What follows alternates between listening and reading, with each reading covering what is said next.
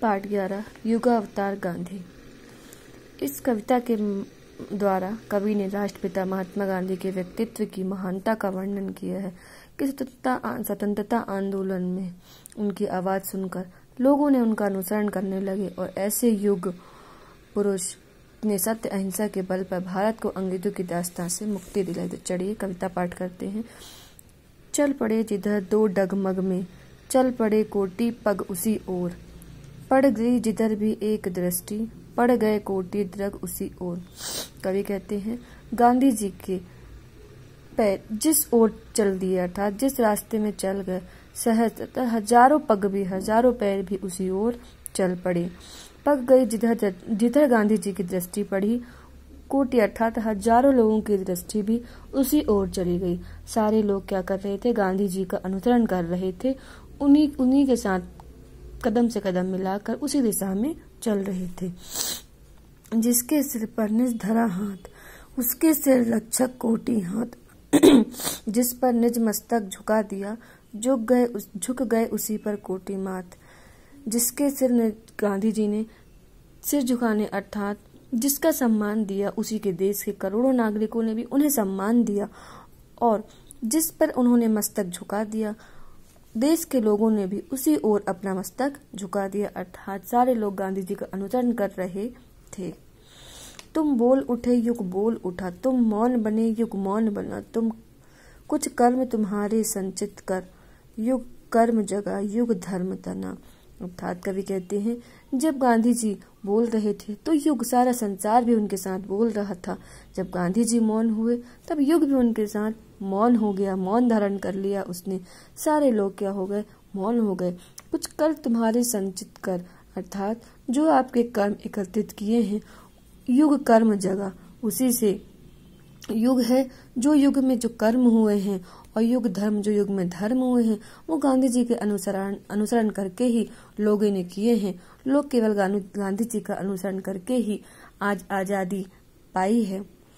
युग परिवर्तक युग संस्थापक युग संचालक हे युगाधार, युग निर्मातक युग मूर्ति, तुम्हें युग युग तक युग का नमस्कार। अर्थात युग का परिवर्तक अर्थात युग का परिवर्तन करने वाले, युग संस्थापक अर्थात युग की स्थापना करने वाले, युग संचालक युग का संचालन करने वाले हे युगाधार, आप ही क्या हैं?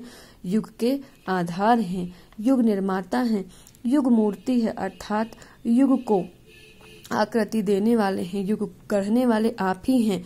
जब युग तक, जब तक ये युग रहेगा तब तक ये युग आपको नमस्कार करता रहेगा।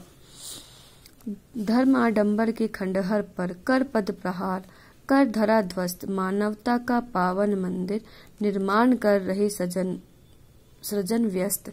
धर्म आडंबर अर्थात दिखावा करने वाले, जो धर्म का आडंबर करते हैं। खंडहर अर्थात जो टूटी इमारत है, उस पर आपने अपने पैरों का प्रहार करके उसे धूल रसित कर दिया अर्थात उसे धरा पे मिला दिया है। मानवता के पावन मंदिर पे अर्थात आपने सबको समानता की दृष्टि से देखा है। भारत देश में सब एक समान है, एक दूसरे की रक्षा सभी एक सम्मान करते हैं, और मानवता के इसी पावन मंदिर का आपने क्या किया है? निर्माण किया है। बढ़ते ही जाते दिग्विजय, गढ़ते तुम अपना राम राज, आत्महूति के मणिमाणिक से महते जननी का स्वर्ण ताज। कवि कहते हैं हे दिग्विजय, आप क्या करते हैं? आप बढ़ते ही जाते हैं और गढ़ते हैं राम राज अर्थात आप भारत का राम राज गढ़ने में व्यस्त हैं। अपने प्राणों की आहुति देकर आपने क्या किया? अपने प्राणों की आहुति दी है और अपने प्राणों के मणिमाणिक से इस सुनहरी धरती के ताज का निर्माण किया है। उसमें भी आप पीछे नहीं हटे हैं। पिस्ती कराहती जगती के प्राणों में भरते अभयदान, अधमरे देखते हैं तुमको, किसने आका यह क्रिया प्राण। देश की पिस्ती कराहती जनता के प्राणों में आपने जीवन दान भरा है। जो लोग कराह रहे थे, चिल्ला रहे थे, उन्हें आपने अभयदान दिया है। अधमरे अर्थात आधे मरे हुए लोगों जो आपकी ओर देख रहे थे, उन्हें भी आपने क्या किया है? जीवन दान दिया है। लोग आपकी ओर देख रहे हैं। है अस्त्र शस्त्र कुंठित लुंठित, सेनाएं करती गृह प्रयाण, रणभेरी तेरी बजती है, उड़ता यह ध्वज निशान। कवि कहते हैं अस्त्र शस्त्र अर्थात कुंठित लुंठित, कुंठित अर्थात जिस अस्त्र शस्त्र में धार नहीं है, जो गिर चुके हैं, उससे भी आपने क्या किया है, अस्त्र शस्त्र के बिना ही सत्य अहिंसा के मार्ग पर चलकर स्वतंत्रता आंदोलन चलाकर विजय पाई है।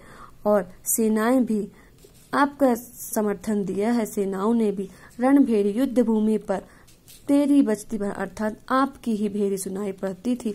उड़ता है ध्वज निशान और चारों तरफ ध्वज उड़ रहे हैं।